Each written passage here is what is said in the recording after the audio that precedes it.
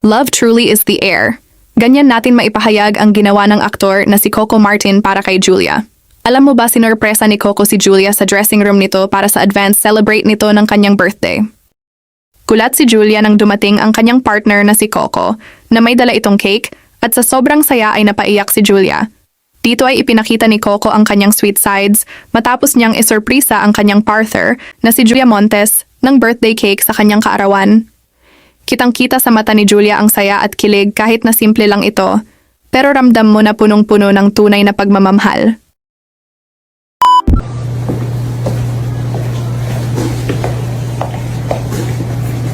Happy birthday to you. Happy birthday to you. Happy birthday. Happy birthday. Happy birthday to you.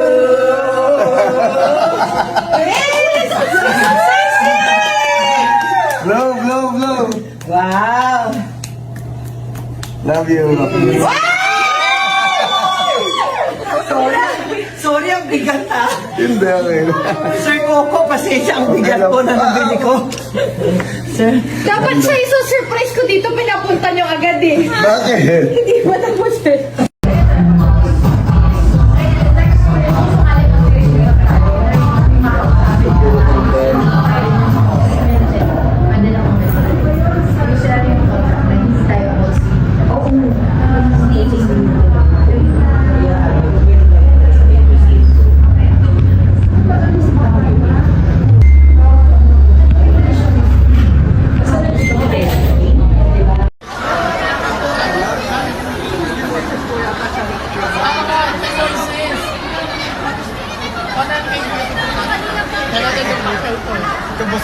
Boss ko yan.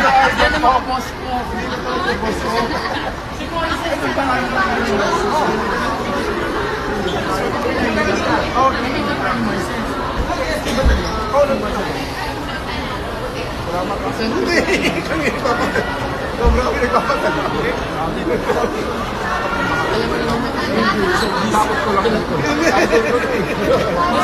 Alam mo,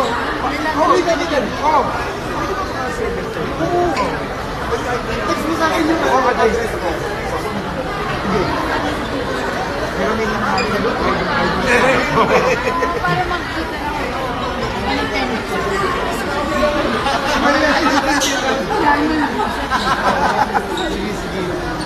hindi ko na kayo ay!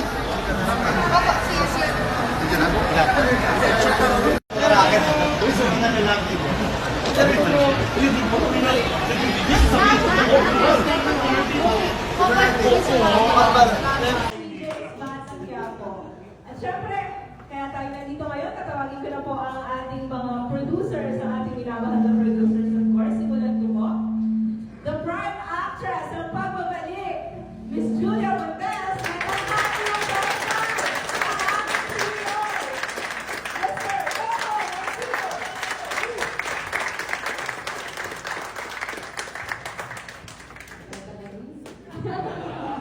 Ito lang na ako paakyat sa akin sa stage.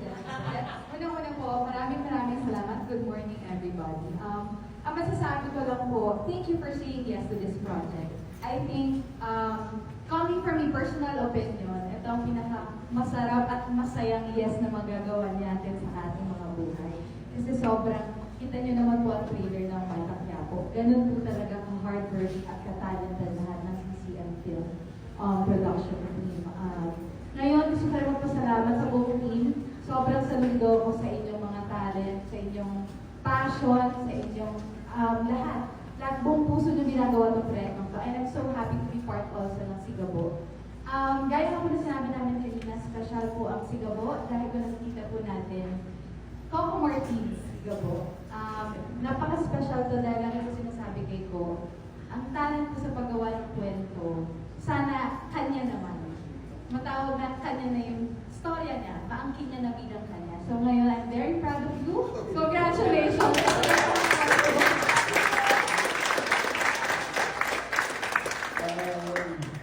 Actually, nalungkot ako na after the production ng Mata Quiapo, alam naman natin na natapos na ang kontrata ng FTV sa ABS-CBN and then nalipat siya sa GMA. Kaya sabi ko, walang choice na siguro ito na rin tamang timing, tamang pagkakataon na para gumawa ako ng sarili kong proyekto, na sarili kong title, which is ito ngayon kauna-unaan ko na show na gagawin na ako mismo yung nagbuo from the very start. Kaya kung mapapansin nyo, halos lahat ng mga artista dito, totoo sinabi kanina, handpick ko lahat. Ako yung dito para kita. Bakit? Kasi karamihan dito mga nakatrabaho ko. Alam na nila yung working style ko, alam na nila ang hirap ng production, alam na nila pag sinabi na tao ko, makakatrabaho namin. Hanap buhay talaga yan. Hindi ito parang nagpapakasyon, naglalaro. Kasi alam naman natin na pinag-iisipan, di ba? Ine-effortan, pinag-gastusan. Talagang, nakita naman natin yun sa printer na pagkatapos. Ako rin yung dito yung MD nyo. Second week pa lang to, may mas magiging MD pa kami ng probinsyano. Kasi ang printer namin sa MD, Marawi. Talagang minasak namin yung buong Manila. Kaya, sinasabi ko ngayon to, ang ibig sabihin nito,